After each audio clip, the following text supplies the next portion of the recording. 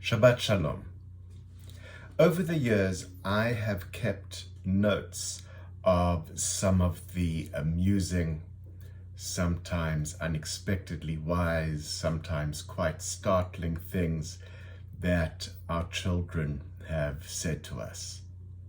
On July 2nd, 2013, when he was just 6 years old, our eldest son said to me one night, he asked me, "Abba, do you hope that when I live by myself, when I'm an adult, do you hope that I still eat kosher food?" Wasn't expecting that one. It's interesting when parents want their children to eat certain food. Sometimes it's about being healthy. Sometimes it's about not wanting them to fill their stomach on the wrong things before dinner. At other times it's because that's what is for supper and this is not a restaurant and you're not getting anything else and it's just easier. At other times, the food that we want them to eat becomes representative of ourselves, of where we've come from, of our families, of our heritage, even of our beliefs. We know that when they eat certain foods that we say they may eat, and they refrain from eating certain foods that we say they may not eat, that they're taking something of our view of life and they're taking that knowledge, that understanding into themselves. They're ingesting it. Just that understanding becomes a certain type of eating as well. And in this case of kashrut, it's an understanding that they have received a basic tenet of a basic expression of what Jewish life is about, when we as parents might give that to them. They have accepted that they've received something which is about more than just us, that is greater than just us, that this is something that we are taught in the Torah that God wants for us. Because for some reason, it's important to God that we are mindful about what we eat. In this week's parasha, Re'eh, we're taught in chapter 14 of Devarim, the book of Deuteronomy, that Moses conveys to the Jewish people a really impassioned statement from God. Moses says, "You are the children of the Lord your God.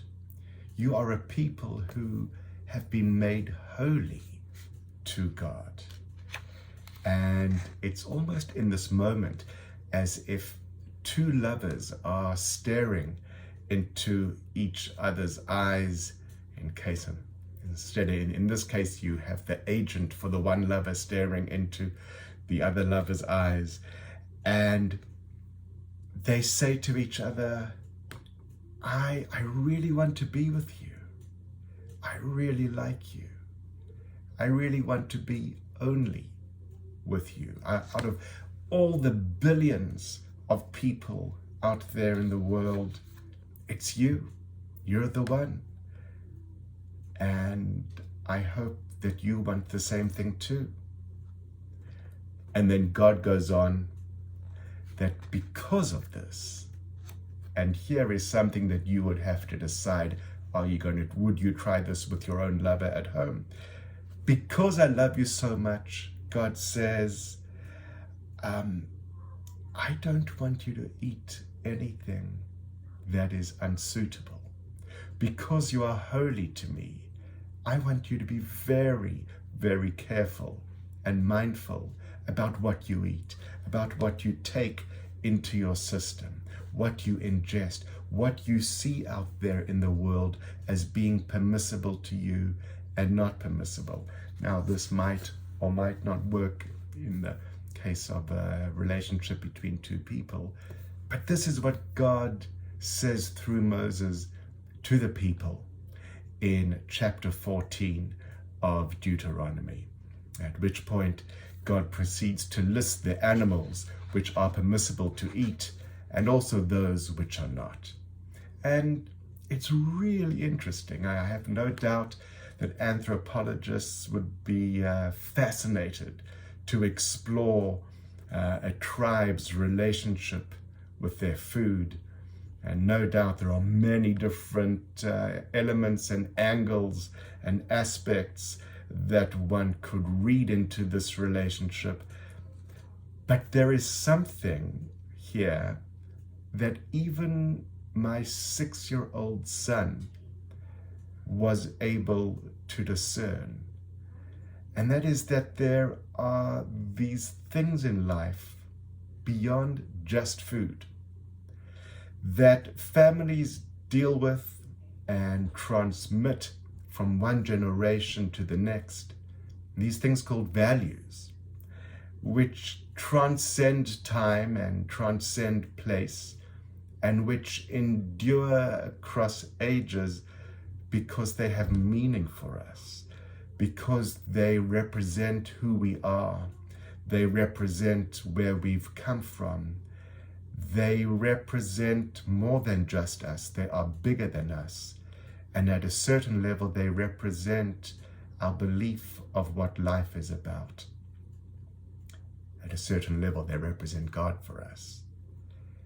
And then as we individuate, as we grow older, as we discover the world and explore our own identities, who we are and who we want to be, it's natural to pull away to a certain extent.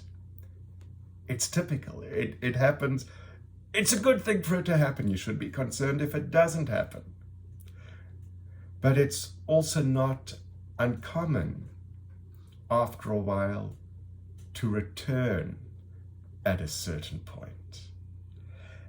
And the challenge is for us to give our children something worth returning to, something that represents our family's identity, a feeling of what our home is, what our home stands for, that actually means something to our children.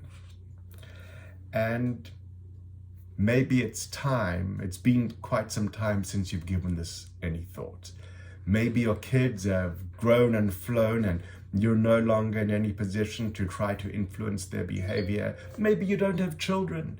Maybe you are in relationships with people who are not your children, other people out there.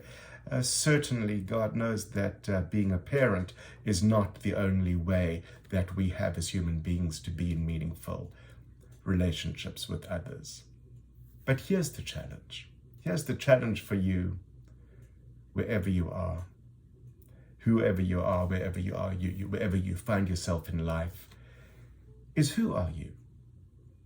Who are you, and what are the values that represent you? Not just values of perhaps your own making and your own finding, but values that you hold dear to you, that you know were held onto by your family, by your parents, by your ancestors before you, that represent who your family has been for quite some time. Values that are about something that is bigger than you. And if you had a way of bundling up, of packaging, of wrapping this value up and giving it to someone else, again, it doesn't have to be a child, it could be a dear friend. What would that value be that you give?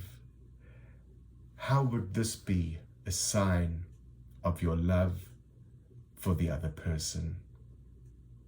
And what would you hope that they might do with it? Shabbat Shalom.